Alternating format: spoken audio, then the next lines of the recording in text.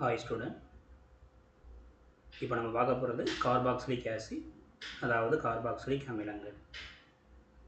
இதோடைய functional group என்னன்னு தெரிஞ்சுக்கணும். ஃபங்க்ஷனல் குரூப் அப்படின்னா வினை செயல் தொகுதி. வினை செயல் தொகுதி.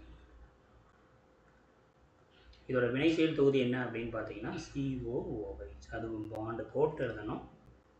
ஸோ இதை தான் எப்படி எழுதுவாங்கன்னா C+OOH. கார்பனோட வேலன்சி இணைதிறன் பார்த்தீங்கன்னா 4. இப்போ அதில் 4 பாண்ட் இருக்கான்னு செக் பண்ணணும். ஆக்சிஜனுக்கு இணைதிறன் 2, அதில் 2 பாண்ட் இருக்கான்னு பார்த்துக்கோங்க.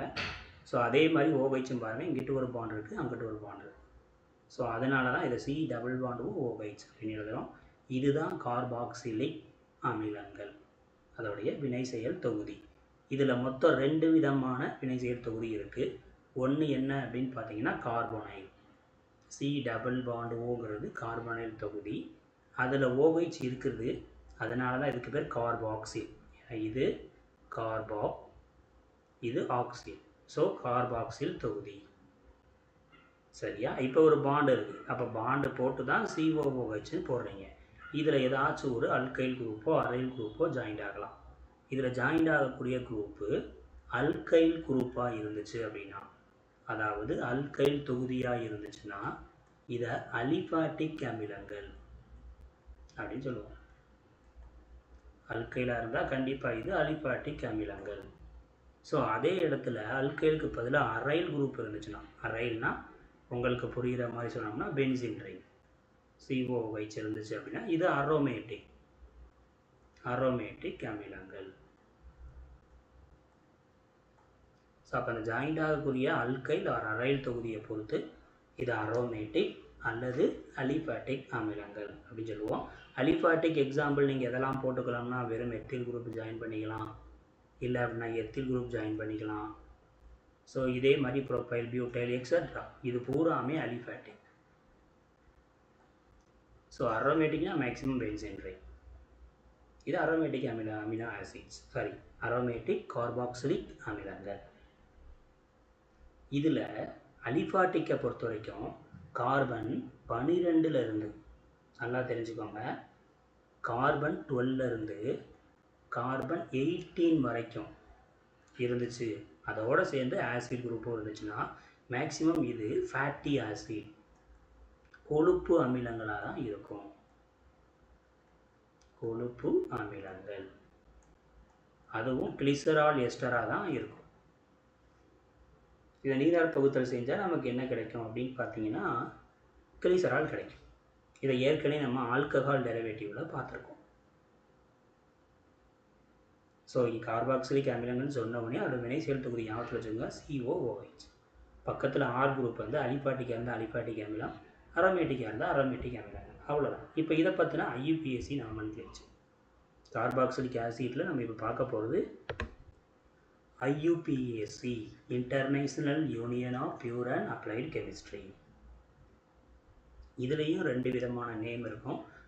ஃபார்முலா நோட் பண்ணிக்கோங்க, நெக்ஸ்ட்டு காமன் நேமு, அதுக்கு அடுத்தது IUPAC நாமன்கிளேச்சர். இதில் ஆசிட் ஃபங்க்ஷன் குரூப் வந்துச்சுன்னா சஃபிக்ஸில் ஆயிக் ஆசிட் அப்படின்னு சேர்க்கணும். சஃபிக்ஸ் அப்படின்னா முடிவில் அப்படின்னு அர்த்தம். என்ன சேர்க்கணும் அப்படின்னு பார்த்தீங்கன்னா ஆயிக் அமிலம், அவ்வளோதான். இதில் மெயினாக காமன் நேமும் கேட்பாங்க. ஸோ இதில் ஆசிட் COOH. ஸோ இந்த COOH கார்பாக்சில் தொகுதியில் ஒரே ஒரு ஹைட்ரஜன் மட்டும் ஜாயிண்ட் ஆகிருக்கு. இந்த அமிலத்தோட காமன் நேம், பொது பெயர் என்ன அப்படின்னா ஃபார்மிக் அமிலம், ஃபார்மிக் ஆசிட், ஃபார்மிக் அமிலம். இது ஃபார்மிக்காங்கிற ஒரு எறும்புலேருந்து கிடச்சிச்சு. எங்கே இருந்து கிடைக்குது அப்படிங்கிறத வச்சு தான் இதுக்கு ஃபார்மிக் அமிலம் அப்படின்னு பேர் கொடுத்தாங்க. இப்போ இதோடைய IUPAC கொடுக்கணும் அப்படின்னா நம்பர் ஆஃப் கார்பன் எத்தனை இருக்குன்னு பாருங்கள். ஒரே ஒரு கார்பன், அப்புறம் ரூட் வேர்டு மீத் ANன்னு போடுவீங்க, கடைசியில் சஃபிக்ஸில் ஆயிக் ஆசிட் சேர்த்து. So methanoic acid. ஸோ இதே தமிழில் எழுதணும் அப்படின்னா ஒரே ஒரு கார்பன் இருந்தால் என்ன பேர் கொடுப்போம்? மீத்தேன். ப்ளஸ் எதை சேர்த்துக்கோங்க, ஆயிக் அமிலம். அப்போ இது ரெண்டையும் சேர்த்து எழுதுங்க, மீத்தனாயிக் அமிலம் அல்லது மெத்தனாயிக் அமிலம். அவ்வளோதான், சேர்த்து எழுதிட வேண்டியதான். இப்போ இந்த ஹைட்ரஜனுக்கு பதிலாக ஒரு கார்பன் இருக்கக்கூடிய மெத்தில். ஸோ இந்த அமிலத்தோட பேர் பார்த்தீங்கன்னா அசிட்டிக் அமிலம். அசிட்டிக் அமிலம். இப்போ இதுக்கு ஐயுபிஏசி அப்படின்னு பார்த்தா 2 கார்பன் இருக்குது. அப்போ ஈத்தேன். கடைசியில் எதை சேர்த்துக்கோங்க, ஆயிக் ஆசிட். ஸோ அப்படியே தமிழ் எழுதுங்க, ஈத்தேன் போட்டுக்கோங்க ப்ளஸ் ஆயிக் அமிலம் சேர்த்துக்கோங்க. இப்போ ரெண்டையும் சேர்த்து எழுதும்போது ஈத்தனாயிக் அமிலம். அவ்வளோதான். ஸோ இதில் எக்ஸ்ட்ரா வரும் CH3 CH CH3 COOH. நம்ம ஏற்கனவே சொல்லியிருக்கோம், ஒரே கார்பனில் ரெண்டுமே சேம் மெத்தில் குரூப்பாக இருந்தால், அதில் அந்த கார்பனில் ஒரு ஹைட்ரஜனும் இருந்து ரெண்டுமே மெத்திலாக இருந்தால் ஐசோ அப்படிங்கிற வேர்டு பயன்படுத்துவோம். ஸோ அப்போ அதனால இதோட நேம் ஐசோ. மொத்த கார்பன் 1 2 3 4. ஸோ அப்போ பியூட். So isobutyric acid. இது பட்டர் மில்க்லேருந்து கிடைக்கும். ஸோ இதுக்கு ஐயுபிஏசி நாமன்கிளேச்சர் கொடுக்கும்போது நமக்கு எப்பவும் போல் ஒரு 3 ரூல் இருக்குது. ஃபஸ்ட்டு ரூல், நீண்ட சங்கிலி தொடரை தேர்ந்தெடுக்க வேண்டும். செலக்ட் எ லாங்கஸ்ட் செயின். செகண்ட் ரூல், வினை செயல் தொகுதி எந்த கார்பனோட ஜாயிண்ட் ஆகிருக்கோ அதுக்கு லீஸ்ட் நம்பர் வர்ற மாதிரி நம்பர் கொடுக்கணும். தேர்டு ரூல், நம்பர் கொடுத்ததுக்கு அப்புறம் நம்பர் கொடுக்காமல் இருக்கிறது பிரான்ச்சு, அந்த பிரான்ச்சுக்கு ஃபஸ்ட்டு ப்ரிஃபரன்ஸ் கொடுக்கணும் அப்படின்னு படிச்சிருக்கோம். அதே ரூல் படி தான் இங்கே நம்ம நேம் கொடுக்க போகிறோம். இந்த இடத்துல ஃபங்க்ஷனல் குரூப்லேயே கார்பன் இருக்கிறதுனால அதையும் சேர்த்து தான் எடுக்கணும். 1 2 3 இப்படி ஸ்ட்ரைட்டாக எடுத்தால் 3 கார்பன், இந்த மாதிரி எடுத்தாலும் 3 கார்பன். அப்போ பிரச்சனை இல்லை, எப்போனாலும் எடுத்துக்கலாம். இப்போ நம்பர் கொடுக்காம ஒரே ஒரு மெத்தில் குரூப் இருக்குது.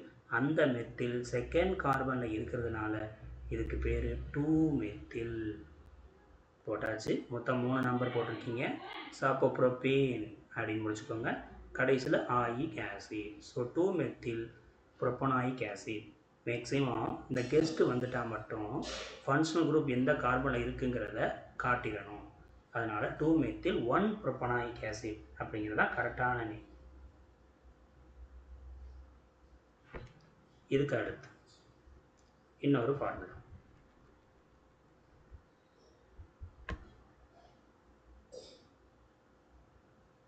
ஸோ பென்சீன் ரிங்கு, அதில் ஒரு CH2 COOH. ஸோ இதுக்கு நம்ம என்ன பண்ண போகிறோம் அப்படின்னா, காமன் நேம் கொடுத்தா ஃபினைல் அசிட்டிக் ஆசிட். அவ்வளோதான், ஃபினைல் அசிட்டிக் ஆசிட். ஓகேவா? ஸோ இதோட ஐயுபிஏசி கொடுக்கும்போது நம்பர் கொடுக்குறோம். செகண்டில் ஃபினைல் இருக்குது. So 2 phenyl ethanoic acid. 2 phenyl ethanoic acid. இதுதான் இதோடைய ஐயுபிஏசி நாமன்கிளேச்சர். ஸோ இது வரைக்கும் நம்ம பார்த்தது எல்லாத்துலேயுமே ஒரே ஒரு ஆசிட் இருந்துச்சு. இனிமேல் நம்ம பார்க்க போகிறது எல்லாத்துலேயும் 2 விதமான ஆசிட் இருக்க போகுது. அந்த 2 விதமான ஆசிட் இருக்கிறத நம்ம சிம்பிளாக எப்படி ஞாபகத்தில் வச்சுக்கலாமுங்கிறதையும் கொஞ்சம் பார்த்துட்டு அதுக்குள்ளே போவோம். சரியா? அதுக்கு ஒரு சின்ன ட்ரிக்ஸ் ஞாபகத்தில் வச்சுக்கோங்க. ஓம்ஸ் கேப். அவ்வளோதான். ஃபஸ்ட்டு ஓன்னு ஸ்டார்ட் ஆகுதா? ஸோ அது என்ன அப்படின்னு பார்த்தீங்கன்னா ஆக்சாலிக் ஆசிட். இது காமன் நேம். ஸோ ஃபார்முலா பார்த்தீங்கன்னா COOH, இன்னொரு பாண்டு போட்டு COOH. மொத்த கார்பனே 2 தான் இருக்கா. இப்போ நம்பர் கொடுக்கும்போது இது 1 இது 2. ஐயுபிஏசி கொடுத்தோம்னா என்ன செய்வீங்க, ஈத்தேன்.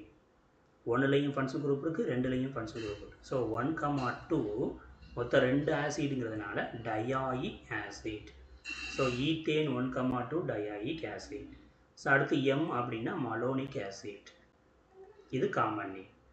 ஸோ மலோனிக் ஆசிடுக்கு ஒன்றும் இல்லை, 2 ஆசிட் போட்டு நடுவில் ஒரு CH2 மட்டும் ஜாயின் பண்ணி.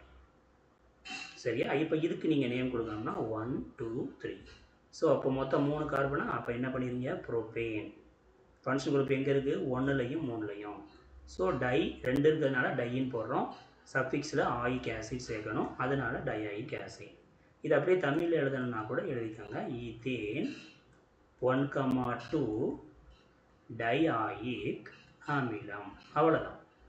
ஸோ இப்போ நம்ம மலோனிக் முடிச்சிட்டோம். அடுத்தது சக்சினிக்.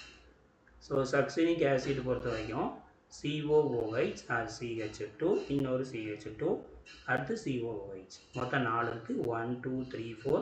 ஸோ அப்போ என்ன பண்ணுவீங்க பியூட்டேன் இதோட நேம் மொத்தம் 4 கார்பன்கிறனால பியூட்டேன் 1,4 டயாயிக் ஆசிட்.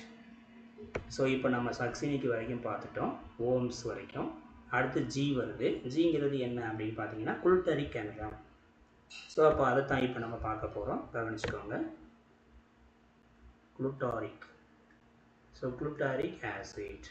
ஸோ அப்போ எக்ஸ்ட்ரா ஒரு CH2 வந்து வந்துடும். அப்போ CH2 மொத்தம் 3 வந்துடும். அடுத்து COOH. இப்போ நீங்கள் நம்பர் கொடுத்தீங்கன்னா 1 2 3 4 இதுலேயே வந்துடும். 5 இங்கே வந்துடும். மொத்தம் 5 இருக்கா. ஸோ பென்டேன் போடணும். 1லையும் 5லையும் ஆசிட் இருக்கிறதுனால டயாயிக் ஆசிட் அப்படின்னு போடணும். அவ்வளோதான்.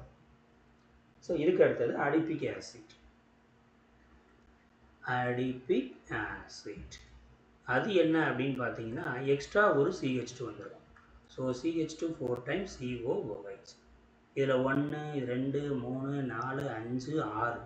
ஸோ அப்போ என்ன நேம் கொடுக்கலாம் அப்படின்னா ஹெக்சேன் போட்டுட்டு 1,6 2 ஆசிட்னால டயாயிக் ஆசிட். இவ்வளோதான். இதுதான் இதோடைய IUPAC நாமன்கிளேச்சர். சக்சினிக் ஆசிட்னா சக்சினிக்னே போட்டுக்கோங்க. அவ்வளோதான். மலோனிக்கு சக்சினிக்கு குளுட்டானிக்கு அப்படி தமிழில் எழுதிக்கலாம். பிரச்சனை இல்லை. இதில் IUPAC நாமன்கிளேச்சர் கொடுக்குறதுக்கு நம்மளோட ரூல் என்ன சொல்லியிருக்கோம். லாங்கஸ்ட் செயின் சூஸ் பண்ணணும். ஃபங்க்ஷன் குரூப்புக்கு ப்ரையாரிட்டி படி இப்போ லீஸ்ட் நம்பர் வர மாதிரி நம்பர் கொடுக்கணும். நம்பர் கொடுத்தது போக மிச்சம் இருந்தால் அது பிரான்ச்சு அதுக்கு தான் ஃபஸ்ட்டு ப்ரிஃபரன்ஸ் கொடுக்கணும். அப்படி கெஸ்ட்டு வந்துருச்சு பிரான்ச் வந்துருச்சுன்னா ஃபங்க்ஷனல் குரூப்போட பொசிஷன் 1வது கார்பன்லேயே இருந்தாலும் 1ங்கிறத ரெப்ரசன்ட் பண்ணணும். அதையும் மறந்துடக்கூடாது. நெக்ஸ்ட்டு நம்ம பார்த்தது 2 ஆசிட் கூடிய எல்லா ஆசிடையும் பார்த்தோம். அதில் ஓம்ஸ் கேப்புங்கிறது ட்ரிக்ஸு, ஓங்கிறது ஆக்சாலிக் ஆசிட், எம்ங்கிறது மலோனிக் ஆசிட், எஸ்ங்கிறது சக்சினிக் ஆசிட், ஜிங்கிறது குளுட்டாரிக் ஆசிட், ஏங்கிறது அடிபிக் ஆசிட், பீனா பிமிலிக் ஆசிட். பிமிலிக் ஆசிட் கொடுக்கல. ஸோ நம்ம கொடுக்கணும்னாலும் கொடுத்துக்கலாம், பிரச்சனை கிடையாது.